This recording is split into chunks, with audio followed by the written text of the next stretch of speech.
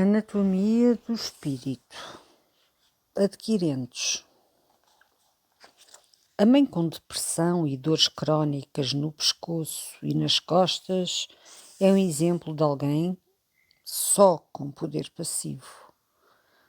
Este tipo de pessoa dependente sente que tem de adquirir poder a partir da sua envolvente exterior ou de alguém ou por intermédio de alguém.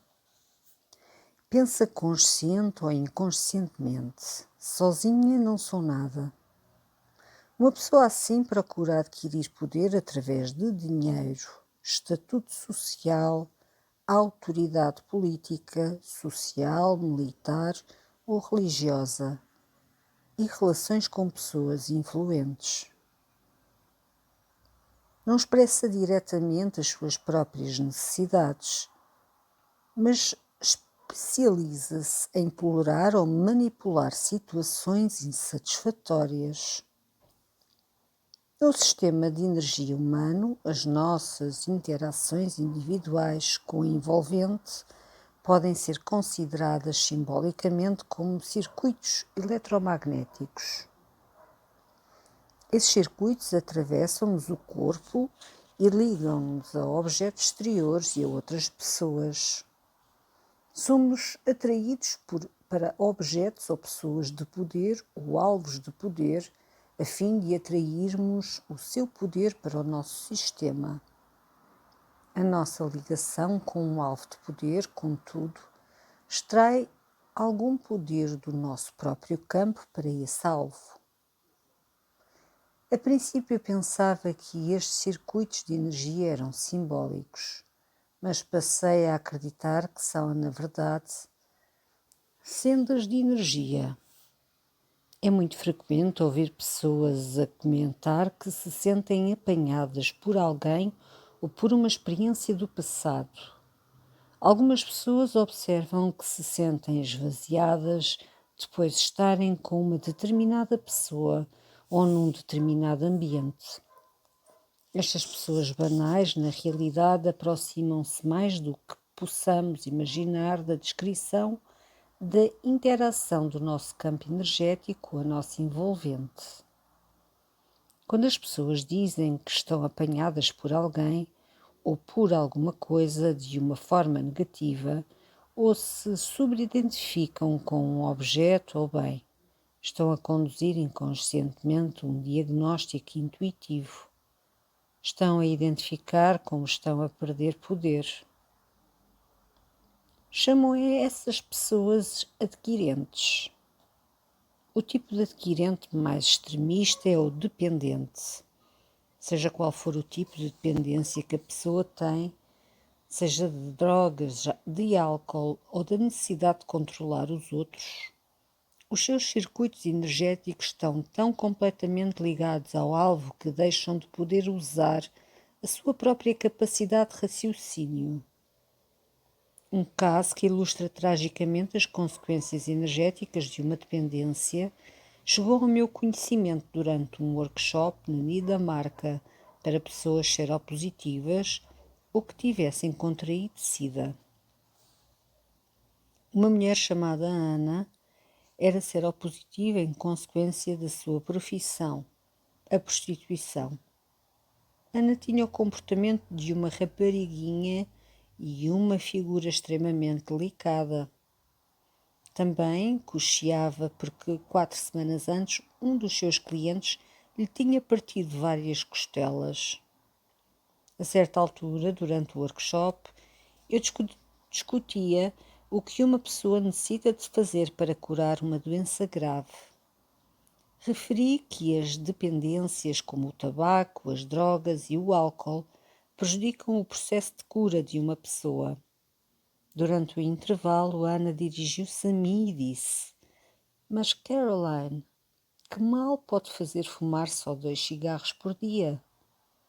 Olhando para ela, percebi-me de que se eu tivesse a cura da SIDA na mão esquerda e um cigarro na direita e lhe dissesse escolha o que quer, a sua mente teria escolhido a cura da SIDA, mas todos os seus circuitos energéticos iriam diretamente para aquele cigarro. Não é demais sublinhar este ponto. Os alvos aos quais os adquirentes ligam os seus circuitos energéticos são pessoas ou objetos aos quais entregaram o seu poder, especificamente o poder de os controlarem. A dependência de Ana dos cigarros tinha mais autoridade sobre ela do que o seu desejo de se curar. Desacostumada de fazer escolhas que a empoderassem, estava presa a um padrão em que entregava a sua energia nas mãos dos outros, a maioria das vezes ao seu chulo e aos cigarros, os dois alvos de poder que a controlavam inteiramente.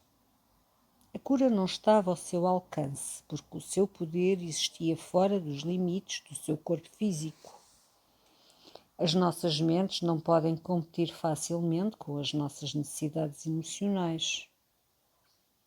Ana sabia muito bem que tanto a sua profissão como a dependência do tabaco eram prejudiciais para a sua saúde, mas continuava a desejar emocionalmente o tabaco porque acreditava que a relaxava e continuava envolvida com o chulo porque acreditava que ele cuidava dela. A mente de Ana tinha racionalizado o seu vínculo emocional e estava a tentar negociar o seu processo de cura, sugerindo que 2 cigarros não poderiam seguramente fazer-lhe mal à saúde. Incapaz de se libertar das suas dependências, Ana não era capaz de readquirir o poder de se curar. Não é a mente, mas sim as nossas necessidades emocionais que controlam o nosso vínculo aos nossos alvos de poder. O famoso ditado "o coração tem razões que a razão desconhece" capta perfeitamente esta dinâmica. Os adquirentes verificam inevitavelmente que é extremamente difícil usarem a sua intuição. A sua autoestima está tão vinculada à opinião do seu alvo de poder que negam automaticamente qualquer informação que a sua própria intuição lhes transmita. A intuição clara requer a capacidade de respeitar impressões próprias. Quem precisa que outra pessoa valide as suas impressões interfere tremendamente com a sua capacidade de intuir. Uma vez que a cura não é negociável, os adquirentes consideram a cura um desafio mais temível do que as pessoas que têm um sentido de poder ativo. A cura é, acima de tudo, uma tarefa solo. Ninguém se pode curar em nome de outra pessoa. Podemos ajudar os outros, seguramente, mas ninguém pode, por exemplo, perdoar alguém em nome de outra pessoa. Nem nenhum de nós pode fazer com que alguém se livre das recordações ou experiências dolorosas das quais precisa de se libertar para se curar. Porque a própria natureza do poder passivo é poder através de vínculos. Contraria toda a biologia de um adquirente libertar-se ou desmarcar-se de alvos que lhe esgotam a energia. Os adquirentes estão quase programados para o tratamento médico convencional. Isto não é necessariamente sempre negativo.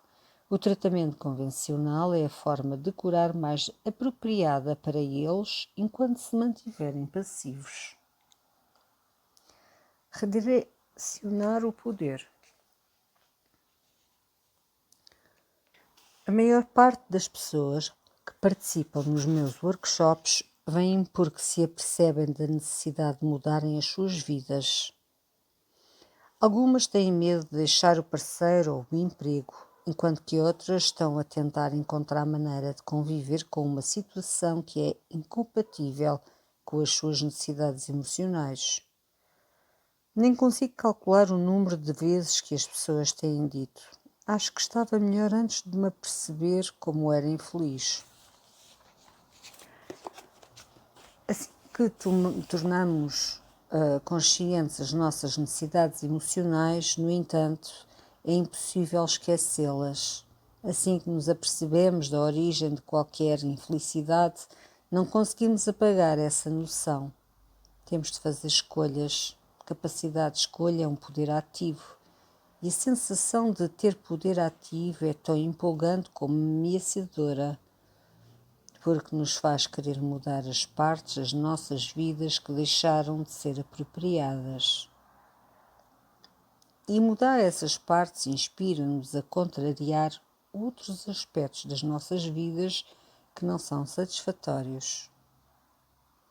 Mudar as nossas vidas é muitas vezes difícil devido às nossas lealdades existentes. Normalmente aprendemos a lealdade dentro da nossa estrutura familiar e como uma ligação em relação à nossa família. A lealdade a si próprio, contudo, é uma virtude completamente diferente e aderir a ela pode provocar uma tremenda conturbação numa família. Tornar-se leal a si própria pode, por exemplo, fazer com que uma mulher reconheça que não pode manter o seu casamento. Ao partilhar essa informação com o marido, ele dir-lhe-á: pensa nas crianças. O caso dela é um exemplo extremamente comum de lealdade de grupo em conflito com a lealdade a si próprio. Ao viver numa situação insatisfatória, podemos tentar durante algum tempo respeitar as exigências da lealdade de grupo e podemos evitar pensar sobre as nossas necessidades emocionais pessoais. A determinada altura, contudo, o nosso corpo emocional fica suficientemente empoderado e a mente deixa de se conseguir enganar o coração. A mulher infeliz acabará num distúrbio pessoal permanente se mantiver o casamento ou procurará o divórcio, apesar de se sentir culpada por ter sido desleal para com o grupo, a família. Na verdade, não há muitas maneiras de introduzir com sucesso as necessidades pessoais numa circunstância que foi criada antes de se compreender quais eram as necessidades pessoais. Julie participou num dos meus workshops porque sofria de cancro grave do ovário e da mama. O seu casamento era disfuncional e já o era há vários anos. Ela queria curar o cancro, mas vivia com o homem que a tratava com desprezo total. Um padrão que se iniciara 2 anos depois de terem casado. Ele dizia frequentemente a Julia que lhe repugnava olhar para ela, apesar do facto de ela ser uma mulher extremamente atraente. Para tentar obter a sua aprovação, ela passava fome e fazia exercício constantemente. Descrevia-se como uma mestra da manipulação, que utilizava para suportar o casamento, apesar de as manipulações não lhe trazerem o que queria. Quando Julia queria a atenção do marido, inventava histórias interessantes, que dizia que tinha ficado a saber quando fora às compras. Uma vez ligou-lhe para o escritório com uma história inventada de que um homem a tinha tentado violar quando fazia jogging. Fosse qual fosse a história que fabricasse, no entanto, nada parecia despertar o interesse ou o respeito dele. O dinheiro era outro problema entre eles. Apesar de o marido de Julie ter um vencimento muito elevado, dava-lhe uma mesada muito restrita, exigindo-lhe que prestasse contas de cada cêntimo. Apesar desta humilhação, Julie nunca considerou arranjar um emprego para complementar o seu rendimento pessoal, julgando não ter aptidões comerciáveis. A atividade sexual tinha terminado após 2 anos de casamento. Os esforços de Julie por manter vivo esse aspecto do casamento provocava-lhe ainda mais humilhação. Depois de lhe ser diagnosticado o cancro, o marido recusou-se a dormir na mesma cama que ela. A sua reação a essa rejeição foi dormir no chão à entrada do quarto. Todas as manhãs ele passava-lhe literalmente por cima, a caminho da casa de banho, cuspindo-lhe quando ela erguia os olhos para ele e lhe pedia ajuda. Quando lhe perguntaram por que não o deixava, Julie respondeu que nunca tinha sido capaz de tomar conta de si própria emocionalmente ou financeiramente. E agora, mais do que nunca, precisava de alguém que tomasse conta dela. Ironicamente, sempre que falava no marido, uma expressão fugidia, assomava-lhe o rosto, quase como se estivesse sob um feitiço, e dizia que ele era um homem genuinamente carinhoso, que estava simplesmente sob grande pressão devido ao trabalho. Amava-a verdadeiramente, acrescentava. Tinha era dificuldade em manifestar o afeto. Quando sugeri a Julie que consultasse um psicoterapeuta, ela disse que o marido achava que os terapeutas não faziam bem a ninguém, portanto não podia ir à consulta. Também sugeri que o seu corpo poderia recuperar algumas forças se comesse alimentos que lhe fizessem bem, incluindo um regime vitamínico intenso com uma dieta saudável. Mais uma vez, Julie respondeu que se o marido aprovasse essas sugestões, ela segui-las-ia. Em termos energéticos, é significativo que Julie tenha desenvolvido cancro nos órgãos femininos, primeiro nos ovários, depois na mama. A doença era uma afirmação simbólica dos seus sentimentos de rejeição como mulher. Como verão, no capítulo seguinte, os nossos órgãos sexuais contêm a nossa energia biográfica, especificamente a das nossas relações com as pessoas, bem como a nossa maneira de estar nas nossas envolventes exteriores. Julie não se conseguia ver como tendo qualquer poder pessoal, porque vira o marido como a fonte da sua segurança. A sua biologia estava a receber constantemente sinais de fraqueza. Julie morreu no prazo de 1 ano. Os tipos de poder ativo são bastante diferentes de adquirentes como Julie. São automotivadores. Acreditam que cuidar de si próprios é uma prioridade e os seus circuitos energéticos estão ligados à percepção, força e resistência emocional. Um automotivador é capaz de fazer tudo o que for necessário para manter o equilíbrio do corpo, mente e alma. Tal como Julie, Joana tinha um casamento disfuncional e contraiu o cancro da mama. Embora o casamento de Joana não fosse a história de terror emocional que era de Julie, tinha os seus problemas. O marido de Joana, Neil, andava com diversas mulheres. Joana sabia disso, mas tentava ignorá-lo. Na tentativa de viver com o seu adultério, ela começou a participar em workshops para empoderar mulheres. Através desses workshops, acabou por constatar que o comportamento de Neil violava as suas fronteiras emocionais. Ela tinha entrado no casamento, como fazem muitas pessoas, com a ideia de que duas pessoas se deviam tornar um sistema emocional. Joana reconheceu rapidamente que o seu cancro da mama, que apareceu na zona do corpo associada a dar e a criar, só se curaria se tomasse medidas para se respeitar a si própria, para desenvolver a autoestima.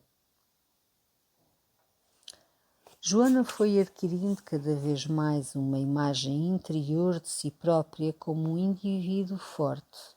Pensando em si própria como um indivíduo, iniciou uma relação consigo própria que anteriormente não tinha considerado possível, uma vez que o seu conceito de identidade tinha sempre necessitado de um consorte. Ao reconhecer as suas próprias necessidades, Joana exerceu a sua nova autoridade interior, confrontando Neil e exigindo-lhe que cumprisse os votos matrimoniais. Ele prometeu mudar de conduta, mas a promessa durou menos de um mês. Joana compreendeu finalmente que não conseguia modificá-lo e que ela própria tinha mudado tanto que já não conseguia aceitar as suas violações emocionais. Se queria curar o cancro, tinha de se retirar da situação que lhe estava a arruinar a saúde. Divorciou-se de Neil e recuperou do cancro. Os grupos de apoio a pessoas com doenças levam com frequência os seus associados a uma nova autodefinição. Ao reconhecerem as suas próprias necessidades e avaliarem as suas vidas nessa conformidade, admitem que as circunstâncias atuais não são aceitáveis para a pessoa em que se estão a transformar, nem conducentes à cura. Apercebem-se de que têm de tomar medidas para mudar. No processo de cura, aprendem a desligar-se de objetos ou de pessoas que lhes estão a sugar a força do corpo. A necessidade de mudança torna a cura uma experiência aterradora para muitas pessoas. Estes indivíduos sabem, consciente ou inconscientemente, que desligar os seus circuitos energéticos de um alvo de poder é o mesmo que dizer-lhe adeus. Entram num limbo instável onde querem simultaneamente desligar-se do alvo de poder e manter-se agarrados a ele. Algumas pessoas acabam por tentar viver nos dois mundos em simultâneo, não habitando completamente aquele que deixou de lhes servir, nem se mudando de facto para o seguinte. É assim que muitas pessoas viajam até ao poço da cura, mas constatam, ao chegar, que não conseguem beber. A cura exige atuação, não é um acontecimento passivo. Devemos socorrer-nos dos nossos recursos interiores para encontrar a força material para abandonar as nossas convicções e comportamentos ultrapassados e vermos de novas formas saudáveis, agarrarmos nas camas e caminharmos. Aprender a visão simbólica. Na parte 2, onde descrevo as questões de poder que se entretecem nas nossas psiques e na nossa biologia, tentem diagnosticar a vossa própria relação com cada um dos 7 centros de poder do vosso corpo. Façam de vós mesmos o sujeito da vossa primeira avaliação intuitiva. Nesse processo constatarão que se tornam mais conscientes do mundo extraordinário que reside por trás dos vossos olhos. Por fim, aprenderão a visão simbólica, a capacidade de utilizar a vossa própria intuição para interpretar os símbolos de poder na vossa vida. Apresente as linhas de orientação que se seguem como ponto de partida. Quando uma pessoa procura ver mais, a cura é inevitável, mas precisam de um método interior de absorver esta informação para a tornarem real para vós. Em primeiro lugar e acima de tudo, concentrem a vossa atenção em aprender a interpretar simbolicamente os desafios da vossa vida. Encontrem-lhes significado, pensem e sintam como se ligam com a vossa saúde, deem atenção todos os dias aos desafios que enfrentam e como a vossa mente e o vosso espírito reagem aos mesmos. Observem o que vos faz perder poder e onde sentem a perda. Avaliem a atividade espiritual e biológica que ocorre como consequência. Segundo, pensem em vós próprios, sempre como um ser energético, bem como um ser físico. A vossa parte energética é o transmissor e registrador de todos os vossos pensamentos e interações. Tenham sempre em mente que a vossa biografia se torna a vossa biologia. Desenvolvam o hábito de avaliar as pessoas, as experiências e a informação que admitem na vossa vida. Desenvolver a visão simbólica começa com a intenção. Avaliem consciente e regularmente as vossas interações e a sua influência no vosso poder emocional e físico. E lembrem-se de que se tiverem uma intenção particular, ou seja, se quiserem ver as coisas de determinada maneira, interferirão com a recepção da informação energética. Terceiro, façam autoavaliações energéticas numa base diária. Depois de se especializarem, o autoexame levará apenas uns instantes. Para praticar, utilize um modelo do sistema de energia humano apresentado como referência no capítulo 2. Reflitam sobre cada centro de poder durante 1 ou 2 minutos de uma maneira calma e objetiva. Não esperem por ficar doentes para tratarem da saúde do vosso sistema energético. Aprendam a sentir a acumulação de tensões no vosso campo energético e tomem medidas para se curarem ao nível energético. Façam da autoavaliação um hábito. Quarto, quando descobrirem uma fuga de energia, concentrem-se apenas nos aspectos essenciais que vos podem ajudar a recuperar a energia. Formulem sempre a pergunta: por que estou a perder poder? Na cura de qualquer desequilíbrio, quer seja energético, quer físico, devem sempre envolver tanto a mente como o coração. Esforcem-se sempre por ver para além das componentes físicas de uma crise. Reportem-se a cada uma das 7 verdades sagradas da energia, conforme apresentada no capítulo 2.